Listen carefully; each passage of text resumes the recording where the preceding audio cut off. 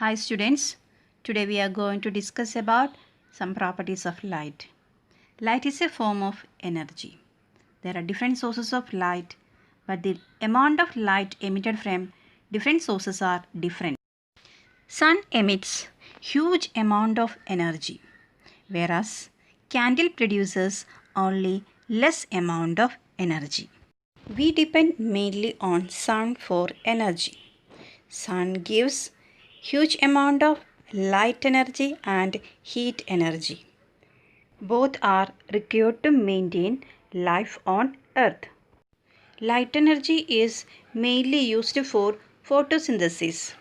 All the animals and human beings depend directly or indirectly on plants for their food. The heat energy from the sun keeps the earth warm. Both heat energy and light energy are responsible for life on earth. Do you know what is a light year? When you look at the sky, you can see a large number of stars and they appear close to each other. Even though they appear close, they are very far away. So how will you measure the distance between the stars? Usually we use centimeter, meter or kilometer to measure the distance. But this distance is very large. So we cannot use the usual units to measure the distance between stars. For that we use another unit. That unit is called light year. As the name shows, light year means distance travelled by light in 1 year. So light year is a unit of distance. It is used to measure distance between the stars, and light year is the distance travelled by light in 1 year. So what is the use of light year? It is used to measure the distance between the stars or distance between stars and the earth. Do you know the speed of light? Light can travel 3 lakh kilometers in 1 second. So how much distance it can travel in 1 year? It's a work for you. You just calculate in 1 year how much distance light can travel. I will give some clues. You need to convert 1 year into seconds. 1 year consists of 365 days. 1 day has 24 hours. 1 hour has 60 minutes and 1 minute has 60 seconds. All of you try to do it. Even if you don't get the answer, no need to worry. We will discuss in the live class. Now we are going to classify different objects based on their ability to pass light through them. Objects can be classified into 3 types: transparent, translucent and opaque objects. Here you can see a room and the things placed in the room such as shelf, table, chairs, a window, a board. All these things you can see. We know that air is present everywhere. The room is also filled with air. But we can see the things clearly through the air. That means air is an example of transparent object. Can you see anything out through the window? No, we cannot see through it. What is the reason? The window is made of wood, and wood is an opaque object. It does not allow light to pass through it. When you open the window, you can see the things out because now we are watching through the glass. Glass allow light to pass through them. So glass is a transparent object. It allow light to pass through it. So we can clearly see through glass. So we can define transparent objects as the objects that allow light to pass through them. There are some examples for transparent objects such as air, clear glass. Then what about an aquarium?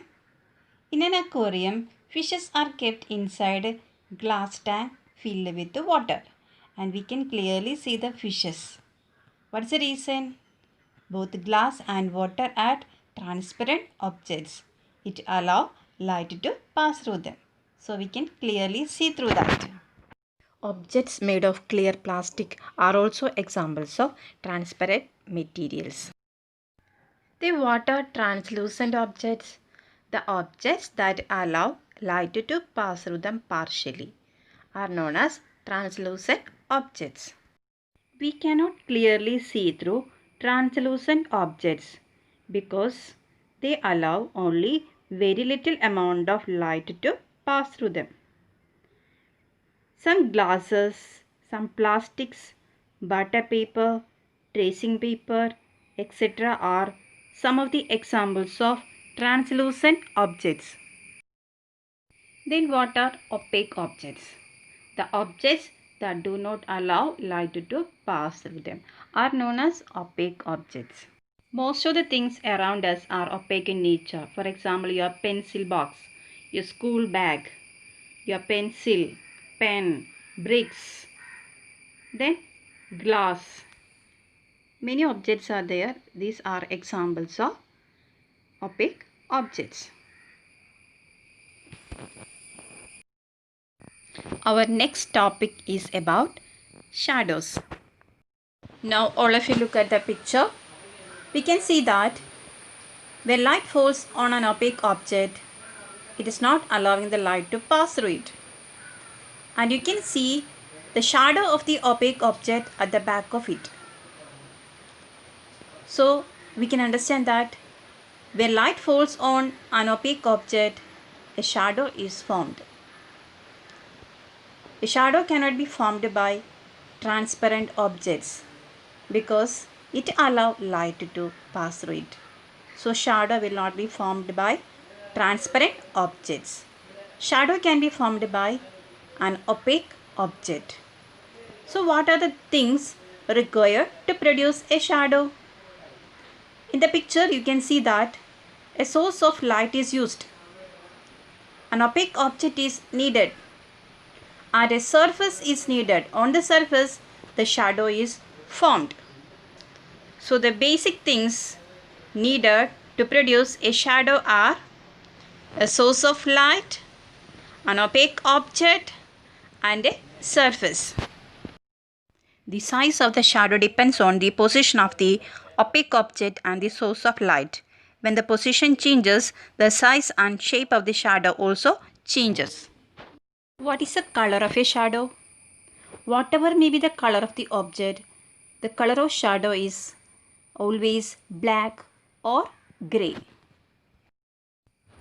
Sometimes we can identify the objects from its shadow, but that is not possible always. Look at the pictures. We can see the shadow of birds, animals. All these are made with the help of fingers. So sometimes we cannot predict which object is used. You can also try this.